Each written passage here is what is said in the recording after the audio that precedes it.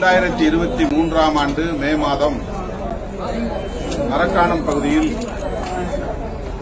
நச்சு சாராயம் அருந்தியதால் 22 பேர் பலியானார்கள். மரக்காணத்தை சார்ந்த எக்கியார்குப்பம் என்கிற மீனவர் குடியிருப்பில் 10 பேரும், ஆதிதிராவிடர் குடியிருப்பில் 4 பேரும் அந்த நேரத்தில் உயிரிழந்தார்கள். மற்ற 8 பேர் வேறு மாவட்டங்களில் இருந்து வந்து இந்த நச்சு சாராயத்தை அருந்தியதால் உயிரிழக்க நேர்ந்தது. இந்த நிலையில் கணவன்மார்களை இழந்து கைம்பெண்களாக இருக்கிற இந்த பகுதியைச் சார்ந்த தாய்மார்களை நேரிலே சந்தித்து இன்றைக்கு அவர்கள் சந்தித்து வருகிற அவல நிலைகள் என்ன என்பதை கேட்டறிந்தோம். 1.5 ஆண்டுகளை கடந்த நிலையிலும் இன்னும் அவர்கள் அந்த துக்கத்திலிருந்து மீளவில்லை. அரசு எங்களுக்கு இழப்பீடு தருவதை விட டாஸ்மாக் கடைகளை மூடுவதுதான் ஒரே தீர்வு என்பதை அனைவருமே அழுத்தமாக குறிப்பிட்டிருக்கிறார்கள். எங்களுக்கு நேர்ந்த இந்த அவலம் இனி ஒரு குடும்பத்திற்கு நேர்ந்துவிடக்கூடாது. எங்களைப் போல் விதவைகளாக இந்த மண்ணில் அவர்கள் உழவக்கூடாது. 30 வயதில் 40 வயதில் கணவன்மார்களை இழந்து நாங்கள் விதவைகளாக கைம்பெண்களாக நடைப்பிணமாக திரிந்து கொண்டிருக்கிறோம். மீன் சட்டிகளை சுமந்து திரிகிறோம். பிள்ளைகளும் அந்த குடிப்பழக்கத்திற்கு ஆளாகியிருக்கிறார்கள். மருமகன்களும் கூட குடிப்பதனால் திருமணமாகி மறுபடியும் வாழாவெட்டிகளாக வந்து மகள்கள், பெண் பிள்ளைகள் எங்களோடு இருக்கிறார்கள். வருமானத்திற்கு வழி இல்லை என்று இங்கே ஒவ்வொருவரும் கண்ணீர் மல்க தங்களது துயரத்தை பகிர்ந்து கொண்டார்கள். இந்த பகுதியிலே மீன் விற்பனை செய்யக்கூடிய பெண்களுக்கு பாதுகாப்பு இல்லை, கழிப்பறை வசதி இல்லை. பொது இடங்களிலே, சாலை ஓரங்களிலே மீன் வியாபாரம் செய்கிறோம், மீனை வெட்டுகிற தொழிலை செய்கிறோம். எங்களுக்கு இங்கே ஒரு மீன் மார்க்கெட் வேண்டும் என்ற கோரிக்கையை வைத்திருக்கிறார்கள். அரசு இதை கனிவோடு பரிசீலிக்க வேண்டும். அரசு நிலம் அல்லது இடம் இருந்தால் விழுப்புரம் நாடாளுமன்ற தொகுதியின் உறுப்பினர் ரவிக்குமார் அவர்கள் அந்த இடத்திலே மீன் சந்தையை கட்டித் தருவதற்கு உறுதியளித்திருக்கிறார். அதேபோல இந்த பிரச்சனைகள், தூண்டில் வளைவு இங்கே தேவை. துறைமுகம் என்ற ஒன்று இல்லை. நாகப்பட்டினம் மாவட்டத்தில் ஏராளமான துறைமுகங்கள் இருக்கின்றன. விழுப்புரம் மாவட்டத்தில் துறைமுகமே இல்லை என்ற கோரிக்கையை வைத்தார்கள்.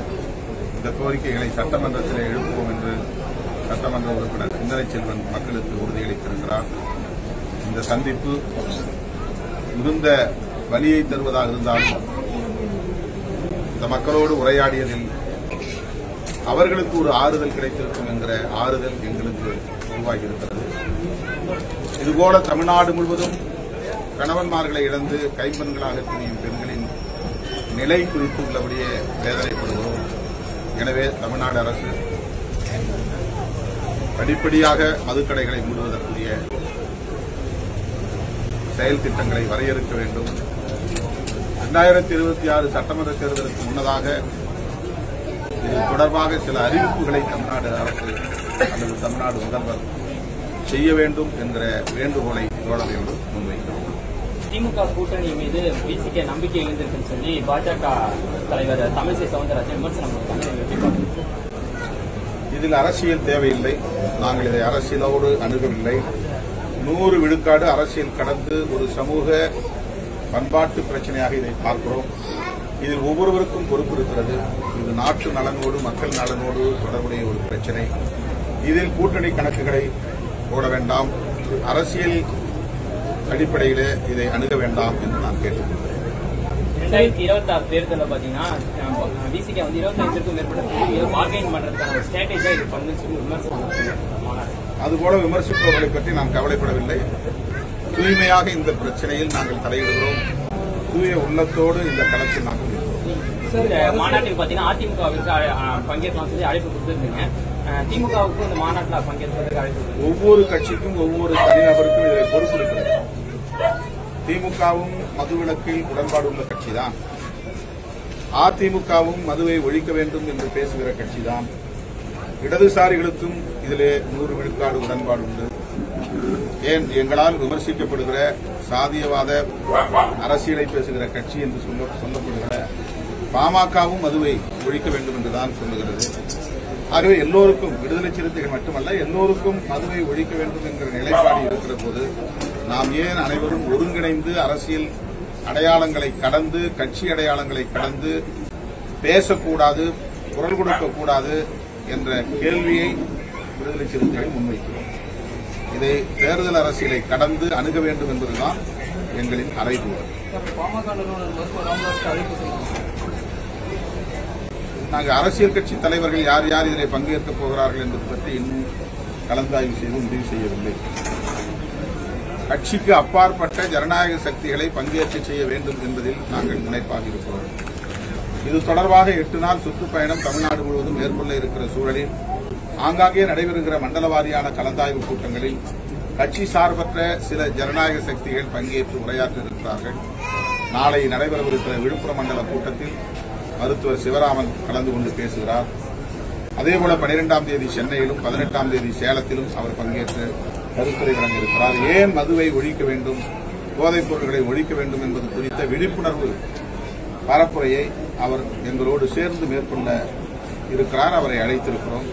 அதேபோல 13ஆம் தேதி வேலூரில் நடைபெறுகிற மண்டல கலந்தாய்வு கூட்டத்தில் மருத்துவர் விக்ரம் குமார் கலந்து கொண்டு பேசுகிறார். இப்படி கட்சி சார்பற்ற ஜனநாயக சக்திகளை ஒருங்கிணைக்க நாங்கள் முயற்சித்துக் கொண்டிருக்கிறோம். அரசியல் கட்சித் தலைவர்களை அழைப்பது என்று முடிவெடுத்தால் அதன் பிறகு நாங்கள் யார் யாரை அழைப்பது என்று முடிவெடுப்போம். அதிலும் ஒரு வரையறையை நான் ஏற்கனவே சொல்லிவிட்டேன்.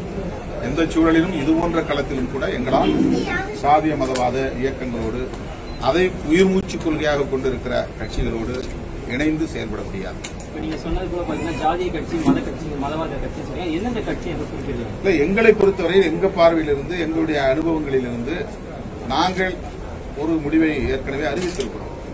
பாட்டாளி மக்கள் கட்சிகளும் பாரதிய ஜனதா கட்சிகளும் எங்களால் இணைந்து செயல்பட முடியாத ஒரு சூழல் இங்கே உருவாகிவிட்டது.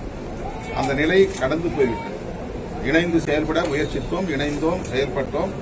ஆனால் மறுபடியும் அந்த சிக்கல் மேலோங்கியது. சாதிதான் பிரதானமானது என்று கருதுகிற ஒரு அரசியலை அவர்கள் கையில் எடுத்ததால் அந்த சூழல் மறைந்துவிட்டது. வட மாவட்டத்தில் பார்த்தீங்கன்னா அதிக கள்ளச்சாராயம் நடந்திருக்கு. மரக்காணம் முதலாவது இருக்கு, அடுத்தது கள்ளக்குறிச்சி நடந்திருக்கு. தொடர்ந்து இந்த பகுதியில் கள்ளச்சாராயம் இன்னமும் இருக்கு அப்படின்ற மாதிரி ஒரு குற்றச்சாட்டு. தமிழக அரசு இதுக்கு தீவிரமான முடக்கத்துக்கான நடவடிக்கை எடுக்க மாட்டாங்க. பாதிக்கப்பட்ட ஜான்சி என்பவர் இங்கே பேசுகிற போது சொன்னார், அவர் ரொம்ப இளம் வயதிலேயே கணவரை இழந்திருக்கிறார். அவருடைய பிள்ளைகளை காப்பாற்றுவதற்காக தினந்தோறும் பாண்டிச்சேரி சென்று வேலை செய்துவிட்டு வருகிறார். அவர் ஒரு செவிலியராக நடித்த பட்டதாரி. ஆனாலும் கூட அவருக்கு அரசு வேலை இல்லை. இந்த நிலையிலே அவர் ஒரு ஒப்புதல் வாக்குமூலம் போல கண்ணீர் வந்து சொன்னார், இதற்கு பிறகும், இத்தனை சாவுகளுக்கு பிறகும் இன்னும் சாலையோரங்களில் பாக்கெட் சாராயம் விற்கப்படுகிறது. அதை வாங்கி மக்கள் குடிப்பதை பார்க்கிற போது இந்த குடும்பம் என்ன நிலைக்கு ஆகுமோ என்கிற கவலைதான் எனக்கு மேலிடுகிறது என்று சொன்னார். எனவே அரசு, குறிப்பாக காவல்துறை, கள்ளச்சாராய புழக்கத்தை தீவிரமாக கண்காணித்து அதை கட்டுப்படுத்த வேண்டும், தடுக்க வேண்டும் என்று கேட்டுக்கொண்டேன். சார், கள்ளச்சாராயத்தை விட புகையிலை பொருட்களோட பழக்கம் அதிகமா இருக்கு. அதை அதுவும் இது கொண்டு வருவோமா? அதனாலதான் மது மற்றும் போதைப் பொருள் ஒழிப்பு மகளிர் மாநாடு என்று இந்த மாநாட்டுக்கு நாங்கள் பெயர் கொண்டிருக்கிறோம். மது மற்றும் போதைப் பொருள் ஒழிப்பு தேசிய கொள்கையை இந்திய ஒன்றிய அரசு வரையறுக்க வேண்டும், அதற்கென்று தனி சட்டம் இயற்ற வேண்டும் என்றும் வலியுறுத்துகிறோம். சார், இப்போ கள்ளச்சாராயம் விற்கிறவங்களை கைது பண்ணா அரசியல் கட்சியினர் பின்னாடி சிபாரிசுக்கு வராங்க. அதனால எங்களால வழக்கு பதிவு கூட பண்ண முடியும் போலீஸ் சட்டம். அந்த மாதிரி வரக்கூடியவர்கள் கட்சியின் கட்டளைப்படிதான் செயல்படுகிறார்கள் என்று சொல்ல முடியாது. அந்த மாஃபியா கும்பலோடு தொடர்புடையவர்கள் சில கட்சிகளை சார்ந்தவர்களாக இருப்பார்கள். அவர்கள் தனிநபர்களாகத்தான் பார்க்க வேண்டும். எந்த கட்சியை சார்ந்தவர்களாக இருந்தாலும் அது கட்சியின் நிலைப்பாடு என்று நாம் பார்க்க முடியாது. அந்த எந்த கட்சியாக இருந்தாலும் அவர்கள் மீது அரசு நடவடிக்கை எடுக்கும். இதுல வந்து பாத்தீங்கன்னா உயிரிழந்துட்டு அவங்க குடும்பத்தை வேலை வாய்ப்பு இல்லாம இருக்காங்கல்ல, அவங்களுக்குலாம் ஒரு வேலை வாய்ப்பு, தனியார் துறையில ஒரு வேலை வாய்ப்பு தருவது ஒரு திட்டம் பரிந்துரை. நம்ம இப்ப அவங்க சில கோரிக்கைகள் வச்சிருக்காங்க. சில பேருக்கு நாங்கள் ரெஸ்யூம் கேட்டுக்கிறோம். கட்டாயமா முதல்வர் எடுத்துக்குவோம். அவங்க அன்னைக்கு தப்பிச்சு உயிர் பிழைச்சு வந்த பிறகு சில மாதங்கள் கழித்து முத்து என்பவர் இறந்திருக்கிறார், சிவா என்பவர் இறந்திருக்கிறார். அவர்களுக்கு இந்த இழப்பீடு 10 லட்சம் ரூபாய் கிடைக்கவில்லை. அதையும் நாங்கள் அரசாங்கத்திற்கு கட்டாயம் எடுத்திருக்கிறோம். அதேபோல 40க்கும் மேற்பட்டவர்கள் பார்வை இழந்திருக்கிறார்கள். 5-6 பேர் முழுமையாக பார்வை இழந்திருக்கிறார்கள். இவர்களுக்கும் ஏதேனும் அரசு நல்லுதவி செய்ய வேண்டும். அதையும் நாங்கள் அரசின் கவனத்திற்கு இயன்ற வகையில் எடுத்துச் செல்வோம்.